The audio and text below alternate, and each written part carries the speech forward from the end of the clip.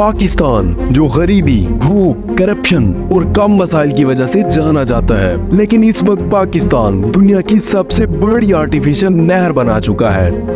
एक ऐसी नहर जो आने वाले चंद सालों में पाकिस्तान की किस्मत ही बदल देगी। 500 किलोमीटर लंबी इस नहर का नाम है कच्ची कैनाल। ये प्रोजेक्ट पाकिस्तान का सबसे बड़ा मेगा प्रोजेक्ट है। एक ऐसा प्रोजेक्ट जो पाकिस्तान के बैकवर्ड और अंडर डेवलप एरिया को भी हरा भरा कर देगा। पाकिस्तान के इस अचीवमेंट को देखकर भारत और चाइना भी हैरान रह गए, क्योंकि अफगानिस्तान और सऊदी अरेबिया जैसे कंट्री भी अभी इस प्रोजेक्ट पर काम कर रहे हैं। कच्ची कैनाल प्रोजेक्ट से 6 लाख एकड़ के बंजर रेगिस्तान को लश ग्रीन खेतों में तब्दील किया जाएगा।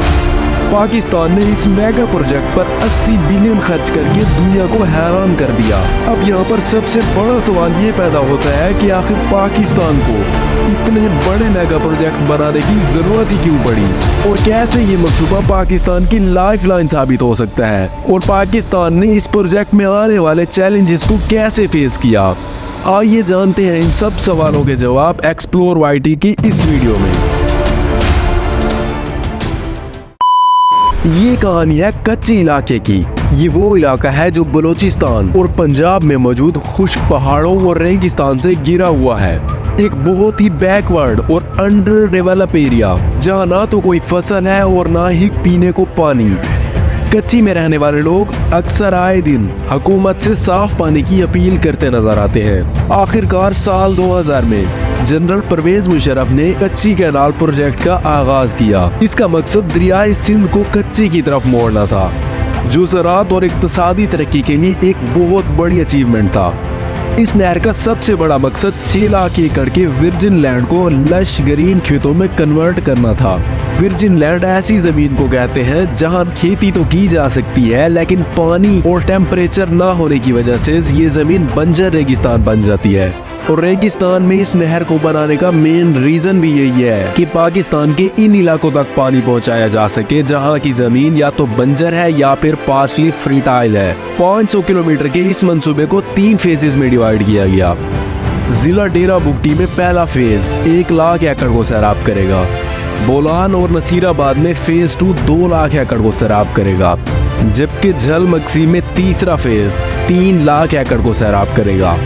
इस नहर से बलूचिस्तान और पंजाब के 6 लाख एकड़ को सैराब किया जाएगा, जिससे पाकिस्तान की सोशल और इकोनॉमिकल कंडीशन पर पॉजिटिवली इम्पैक्ट पड़ेगा, क्योंकि आज भी पंजाब और बलूचिस्तान की काफ़ी सारी ज़मीन नॉन फर्टाइल और बंजर पड़ी हुई है, जहां ड्रिप इरिगेशन सिस्टम इस्टेब्लिश करके खेती की जा सकती है।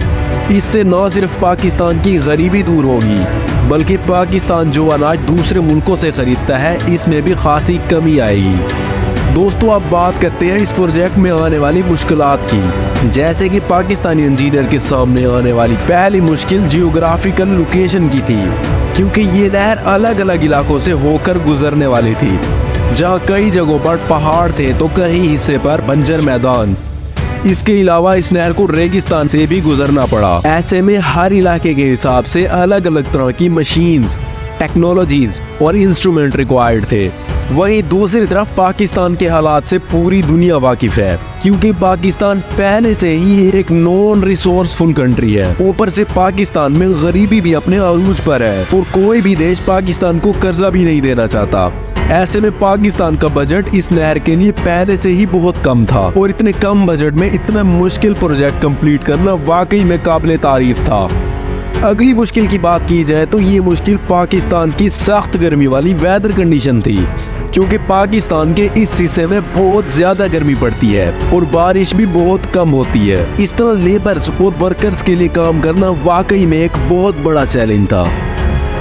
गर्मियों में इस प्रोजेक्ट को रोक दिया जाता था, क्योंकि जितना हिस्सा बन चुका था गर्मी की वजह से इस पर भी बहुत बुरा असर पड़ रहा था। ये एक बहुत बड़ा चैलेंज था, लेकिन पाकिस्तानी इंजीनियर्स ने इस चैलेंज को फेस भी किया और मैनेज भी किया। फाइनली ये प्रोजेक्ट अब ऑलमोस्ट कंप्लीट हो चुका है। दोस्तों, पाकिस्तान की कच्ची कैनाल एक आर्टिफिशियल रिवर भी है, इसलिए पाकिस्तान के लिए एक चैलेंज और भी था। कि मानसून के मौसम में नहरों और दरियाओं में पानी ओवरफ्लो भी हो जाता है, इसलिए इस आर्टिफिशियल रिवर में भी बाढ़ आने का खतरा मौजूद था। इसलिए इंजीनियर्स को इस खतरे से लड़ने के लिए पहले से तैयार रहना था, क्योंकि गर्मियों के मौसम में जब नहर का पानी सूखेगा तो पानी की कमी की मुश्किलात भी सामने आएंगी। इसलिए बारिश के दिनों में अगर पानी को स्टोर कर दिया जाए तो न सिर्फ बाढ़ से बचा जा सकता है, बल्कि सूखे की प्रॉब्लम भी खत्म की जा सकती है और इरिगेशन का काम भी लगातार जारी रखा जा सकता है। पाकिस्तानी इंजीनियर्स ने इसे भी मैनेज किया। इसके अलावा पाकिस्तान की मिट्टी में सॉइल इरोजन भी एक बहुत बड़ा चैलेंज रहा है, क्योंकि इस इलाके की मिट्टी का कटाव भी बहुत ज्यादा था। नहर को बनाते वक्त इस मसले पर भी ध्यान दिया गया, साथ ही सेडिमेंटेशन को भी अच्छे से मैनेज किया गया ताकि नहर की तह में मिट्टी जमने से रोका जा सके। इस मसले के हल के लिए पाकिस्तानी इंजीनियर्स ने इस नहर में आर्टिफिशियल ट्यूब्स फिट की ताकि सफाई के लिए बाकी नहरों की तरह इस नहर की खुदाई न की जाए। दोस्तों, इस नहर का अहम मकसद इस इलाके तक पानी पहुंचाना था जहां कभी काश्तकारी हुई ही नहीं। ऐसे में लंबे अरसे तक सूखा रहने की वजह से इन जमीनों में कई तरह के बदलाव आए, जिससे इन जमीनों पर काश्तकारी करना भी एक बहुत बड़ा चैलेंज है। और ऐसे में पाकिस्तानी फार्मर्स का काश्तकारी के लिए एक्सपर्टाइज होना भी बहुत ही जरूरी है और पाकिस्तानी फार्मर्स इस पर भी काम कर रहे हैं। तो ये कहना गलत नहीं होगा कि ये नहर पाकिस्तान की लाइफलाइन साबित हो सकती है, क्योंकि इस वक्त पाकिस्तान में जो गरीबी, भूख और अफरा तफरी का दौर चल रहा है, इतना बड़ा प्रोजेक्ट बनाना वाकई काबिल तारीफ है। अभी तक तो पाकिस्तान ने 1 लाख एकड़ तक पानी पहुंचाने में कामयाबी हासिल कर ली है और आने वाले वक्त में बाकी हिस्सों पर पानी पहुंचाने की भी पूरी तैयारी कर ली गई है। आपको जानकर हैरानी होगी कि अफगानिस्तान और सऊदी अरेबिया भी अभी इस प्रोजेक्ट पर काम कर रहे हैं, लेकिन पाकिस्तान ने सबसे पहले इस प्रोजेक्ट को कंप्लीट करके एक मिसाल कायम कर दी है। खैर, आपको ये वीडियो कैसी लगी कमेंट में ज़रूर बताइएगा और इस तरह की मज़ीद वीडियोस के लिए इस वीडियो को लाइक और चैनल को सब्सक्राइब ज़रूर कर दीजिएगा। मिलते हैं अगली इन्फॉर्मेटिव वीडियो में, तब तक के लिए गुड बाय।